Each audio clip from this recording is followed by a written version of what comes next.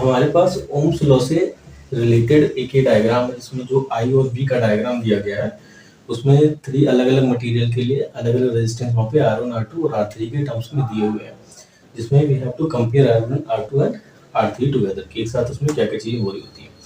अब अगर हम इस डायग्राम से R1, R2, R3 में बड़ा कौन है, इस बात को लेकर के निकालना चाह रहे हैं, और ये क्वेश्चन एमसीक्यू में है, ठीक है। तो एमसीक्यू के टर्म में आपको समझने के लिए ये चीज़ देखना पड़ेगा कि जो आईबी ग्राफ से आता है वो 1/r आता है, ठीक है, और जो वी ग्राफ से आएगा वो रेजिस्टेंस की वैल्यू देता है। तो इस कंडीशन में हमको ये चीज़ एमसीक्यू समझने के लिए है कि वी और आर के साथ हम डायरेक्टली प्रोपोर्शनल का केस यहाँ पे देखते हुए चलेंगे, अगर हमें आर मतलब एमसीक्यू क्वेश्चन में से सॉल्व करना है तो देखने के लिए।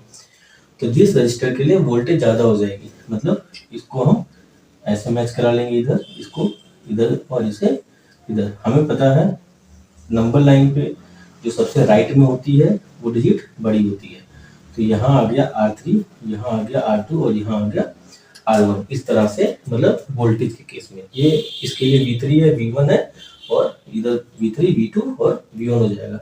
बट ये क्वेश्चन हमने R1, R2, R3 को कंपेयर करते हुए भी लिखा है। ये नंबर लाइन पे ऐसे बनेगा नहीं, लेकिन ये हमको एमसीक्यू तक के लिए लिखने के लिए। तो इसमें R3 बड़ा दिख रहा है किससे, R2, और बड़ा दिख रहा है किससे, R1 से। तो एमसीक्यू में इस तरह से कुछ सही हो जाएगा।